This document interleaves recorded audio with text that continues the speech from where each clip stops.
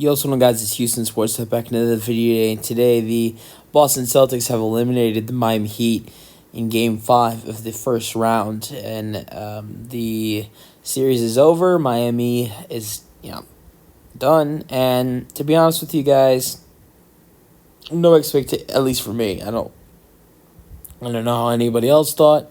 Although I think most of America, who is an NBA fan right now, probably was. I'm not talking about the series, just talking about this game, that Boston was going to close the series out. Maybe this game would have been potentially a little bit closer if you have two guys who, I'm not going to... Yami Yakez Jr., who did not play because he strained his right hip. He's someone who played really good in this series. He's a rookie for them. He's a very intriguing player, and I'm really excited to see what he can become for this Miami Heat team. But he played the first 4 games of this series. He only played like 22 minutes in Game 4 because he got injured. He was out today. Also, Terry Rozier, another guy I'm thinking about, who there was always rumors that he was going to come back in this series. There were some whispers.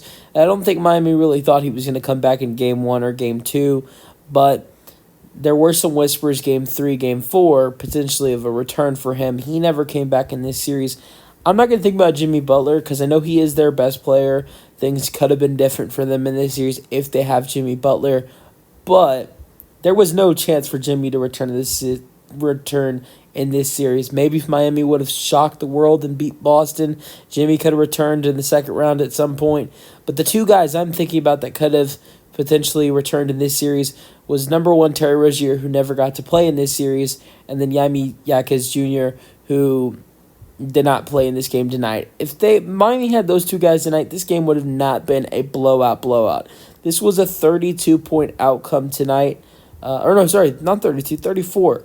84-118 is the final score. Boston blew Miami out, even though they didn't have Kristaps Porzingis. Al Horford did step up, getting the start, although only 23 minutes for Big Al, because they did rely on Luke Kornet off the bench. He played 18 minutes with 7 rebounds and 2 points. Now, Luke Kornet, he does bring really good, defense, and honestly, they're going to need some good minutes out of guys from, guys like Al Horford and Luke Kornet moving on to the second round. No matter what team they play in the second round, whether it's whether it's Cleveland or it's Orlando, that series currently is in a Game 6 is tomorrow, I believe. The Game 6 is either tomorrow, or some of you might be today, Thursday. Which is, so the game might be today, Thursday, on NBA TV, or it's tomorrow, Friday. I have no clue not Game 5. If I said Game 5, I meant Game 6. Game 6 will be either today or tomorrow, Friday. But Cleveland is up 3-2. If Cleveland wins in Orlando, Game 6, they will move on to play Boston. But you guys know the drill. If Orlando beats Cleveland, which they've done it twice in Orlando, they'll head to Game 7, which I believe would be. I know this for sure. Game 7 would be Sunday, because I have looked at potential Game 7s and when they would be. All right, so, but like I was gonna say, it's like without Porzingis, they need that size. They need guys like Al Horford and Luke Kornet defensively going up against guys, because whoever they play, whether it's Orlando or Cleveland, these are two teams who have some size. They have some big guys on their team. Cleveland has Evan Mobley and Jared Allen. If you want to go deep in their roster, they also have a guy like who's now starting to get minutes a little bit. Tristan Thompson is someone who started to get minutes a little bit in Cleveland's last game. He's another guy, former Boston Celtics as well, who is on that Cleveland roster. Orlando has a ton of guys on their roster. You got Wendell Carter Jr., you got Paulo Banchero, you got Mo Wagner, who else am I missing? Jonathan Isaac. There's a ton of guys on that roster who it's going to be hard to guard because of their size and how tall or how big they are, and how they might dominate Boston in the paint. And it's going to be great to have guys like Luke Cornett and Al Horford there defensively in either one of those series, especially them being there when you don't have Porzingis. It has been rumored that Porzingis may miss the entire second round. So I'm sure no matter who Boston is rooting for to face in this series, I think Boston would be better off going up against an Orlando Magic team, to be honest. Just because of the fact that I've noticed Orlando has really struggled playing on the road in the playoffs. Cleveland has as well, but I think mainly that's because Orlando is really comfortable at home. Boston, they played really good at home today, but they have shown their weaknesses a tiny bit at home this year, and did in this series when they lost in Game 2. And they didn't play their greatest Game 1 as well, because they blew like a huge lead, and Miami actually kind of made it from what their lead was before, a close game. So, honestly, I think Cleveland poses a threat to Boston. I think without Porzingis for Boston, Cleveland poses a threat. Orlando, to me, they don't really pose a threat. I could see them taking 2 games in the series. I don't see them taking a 7. Now, Cleveland, on the other end, with them having guys like Garland and Mitchell, then in the front court having Jared Allen and Evan Mobley, I really could see them taking to Boston without Porzingis to 6 or 7 games. But I want to get into this game. This was a blowout, but I want to recap it real quick. 118-94 is the final score for Boston. No Porzingis, but Derrick White dominates again. He had like 18 points at halftime. Another dominant first half performance for Derrick White. He had 5 rebounds as well, shot 8 for 13, 5 for 10 from 3. He has been the reason why Boston has played so well in the last 2 games of this series, in Game 5 and Game 4. Jaylen Brown had 25 points with 6 rebounds, 10 points for Drew Holiday with 6 rebounds and 5 assists, 16 points for Jason Tatum and 12 rebounds.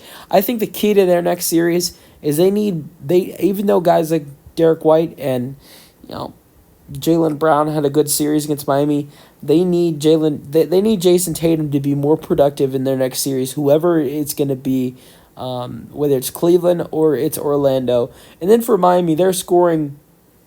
They had a total of 4 players in double figures in this matchup. 23 points for Bam Adebayo with 6 assists, 5 rebounds for Bam, 10 for 26, 1 for 3 from 3.